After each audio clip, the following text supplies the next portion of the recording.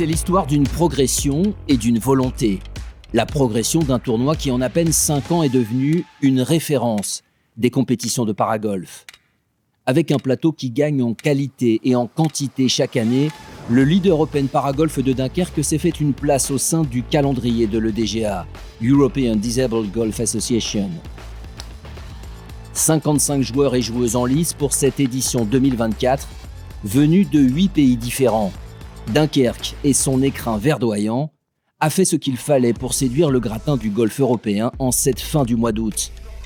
Mais derrière ces chiffres, il y a d'abord et avant tout un désir devenu réalité, celui du golf pour tous, ouvert à tous. De ces 2 jours de compétition, on retiendra bien sûr quelques cartes de score et plus encore des parcours de vie, des victoires sur un destin souvent contrarié qui force le respect.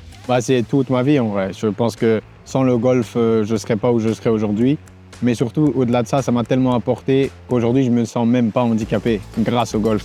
Ce parcours de golf, c'est un peu mon parcours de vie. J'ai eu tellement d'échecs qu'au final, chaque échec m'a appris quelque chose. Malgré que je n'ai une jambe à moi, un bras à moi, ou que je suis en fauteuil, je vais me battre. Le golf, il me donne tout ça à moi. En attendant de retrouver Adem, Karine ou Manuel, il faut d'abord saluer le travail et la volonté d'un club. Dunkerque est une terre d'accueil et de projets, et quand il a fallu donner suite en 2017 à la rencontre internationale entre les équipes handi-golf françaises et anglaises, tout le monde a dit banco. C'est ainsi qu'est née l'idée d'un tournoi récurrent. Si je dois retenir un mot, c'est l'humilité, parce que je me souviens la première année, comme il n'y avait pas assez de paragolfeurs, j'avais joué, plusieurs des valides avaient joué avec eux pour compléter les équipes. Et en fait, j'ai essayé de très bien jouer, mais je me suis pris une raclée phénoménale. Et je crois que ça, c'est une leçon de vie et qu'on essaie de montrer à tout le monde et c'est ressenti comme ça de toute façon. La finalité, quand même, c'est le golf pour tous, c'est-à-dire c'est d'attirer ici des handicapés de la région. Pour avancer, Dunkerque possédait également un atout majeur dans son jeu, la qualité et l'originalité de son parcours. Certains diront qu'il se défend bien et ils n'auront pas tort. Jadis, ici même, Vauban a posé ses fortifications pour lutter contre les envahisseurs de tous bords. Et les vestiges sont encore bien présents au sol. Ils n'imaginaient certainement pas que 3 siècles plus tard, elles seraient détournées de leur usage premier pour protéger les greens d'un parcours de golf et en faire sa renommée. À ce décor, on ajoutera un ennemi finalement bien plus redoutable lors du premier tour, le vent. Il fallait donc être solidement armé pour démarrer la compétition samedi matin, et c'était le cas du jeune Vincent Elie. Désormais licencié à Moliex dans les Landes, ce jeune autiste de 25 ans a fait ses gammes dans les Hauts-de-France. C'est d'ailleurs là, précisément à Saint-Omer en avril dernier, qu'il est devenu champion de France paragolf. Un titre venu récompenser sa passion pour ce sport. Samedi, lors du premier tour, il a commencé fort par 2 birdies, avant de lâcher un peu et finir la journée à +6. Mais son jeu est en place, et le milieu l'a reconnu puisqu'il a reçu une invitation pour jouer sur l'Alps Tour à Saint-Omer, mi-septembre. Mon premier tournoi professionnel, en fait c'est mon rêve. Un bon golfeur, en fait, il doit savoir très bien s'adapter en fonction de la météo, qu'il y ait du soleil ou de la pluie. Du coup, en fait, quelle que soit la météo, en fait, on ne joue pas le même parcours aussi. Chercher chaque jour à s'améliorer, performer, c'est désormais le défi et l'objectif de Vincent Elie. Karine Boucher, quant à elle, préfère savourer l'instant présent. Ne lui parlez même pas d'une place de numéro 1 française à défendre. Cette rescapée, c'est avant tout ce qu'elle doit au golf. Elle qui a survécu à un féminicide il y a 13 ans, y laissant un bras avant de renaître et de découvrir ce sport pendant sa convalescence. Quand on m'a proposé de faire du golf, j'ai dit à mon éducatrice, j'ai dit mais attends, moi faire du golf, j'arriverai jamais à marcher 3 km parce que j'arrivais pas à respirer. J'étais droitière, je suis devenue gauchère, je tiens pas debout, je suis fatigable. Elle m'a dit écoute, essaie.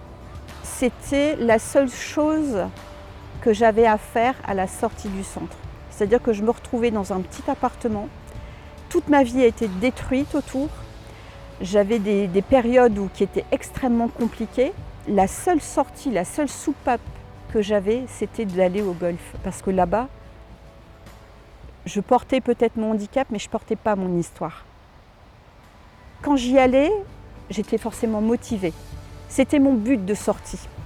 C'est vraiment là où j'ai recréé un nouveau monde social.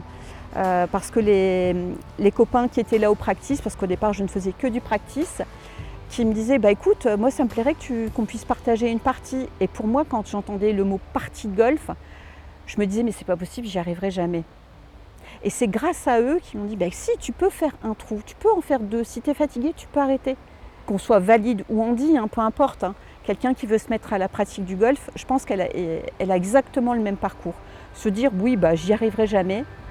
J'ai fait une belle balle, mais après, finalement, oh là là, mon Dieu, mais moi j'arrête. Et puis finalement, on se dit, si, allez, j'y retourne.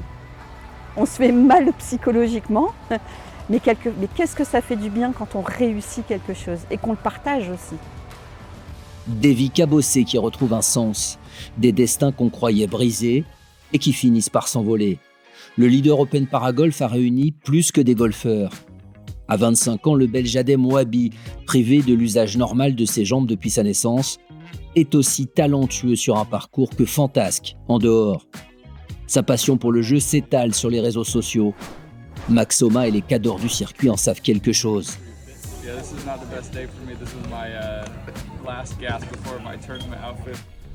Le monsieur a de l'ambition et un franc-parler qui ne laisse pas indifférent. Ça va, je suis mignon comme ça.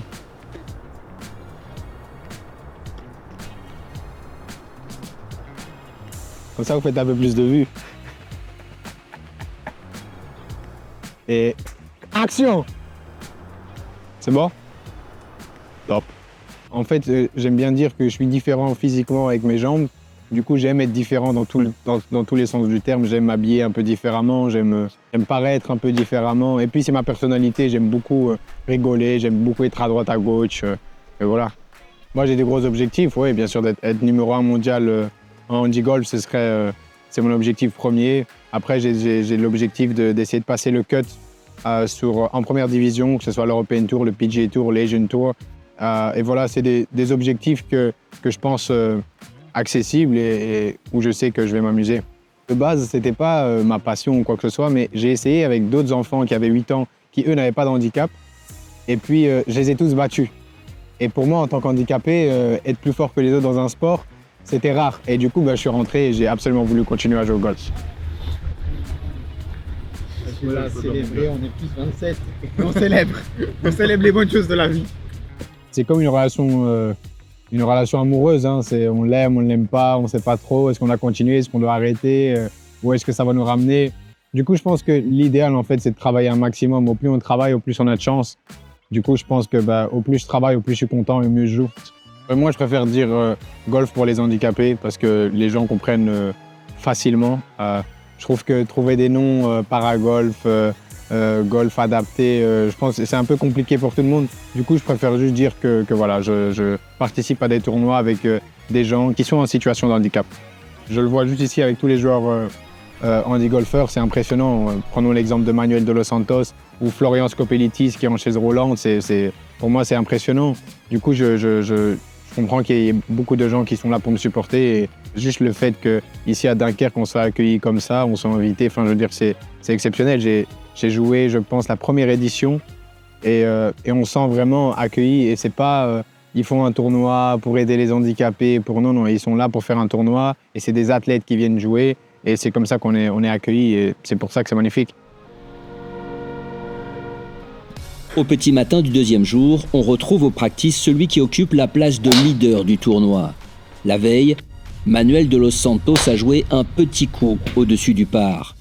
Le plus français des Dominicains se prépare à aller chercher une nouvelle victoire, lui qui en compte des dizaines à son actif.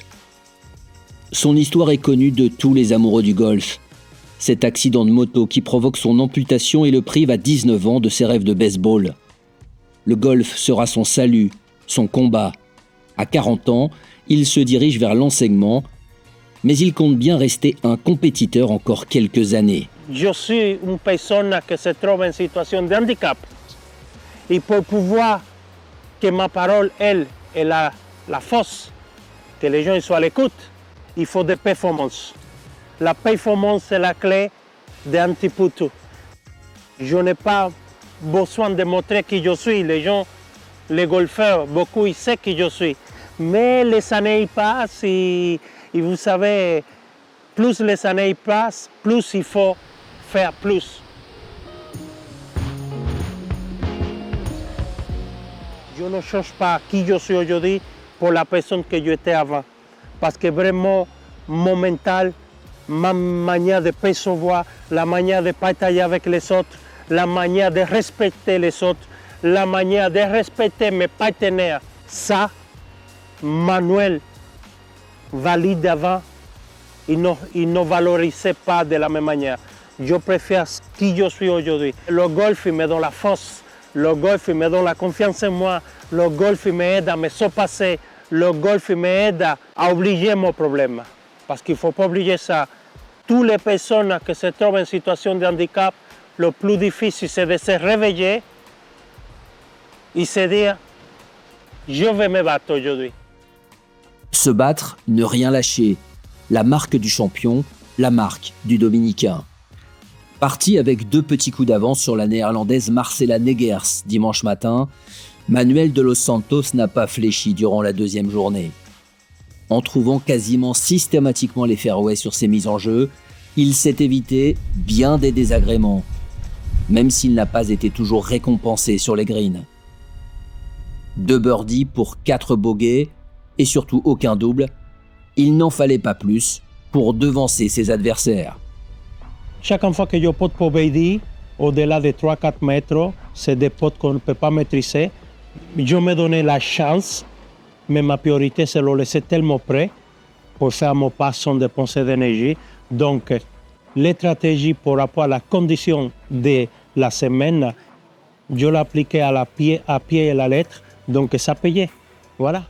Marcella Negers et Arwen Duerinx, qui partageaient la partie du Dominicain, n'auront finalement jamais vraiment espéré. De son côté, Christophe Leroy finit premier français, juste devant Vincent Elie, qui intègre le top 5 d'un tournoi plus international que jamais. Battu sur le fil l'an dernier par Daphné Van Nouten, Manuel de los Santos inscrit son nom très logiquement au palmarès du Leader Open Paragolf de Dunkerque. Pour sa 5e édition, le tournoi pouvait difficilement rêver plus beau vainqueur.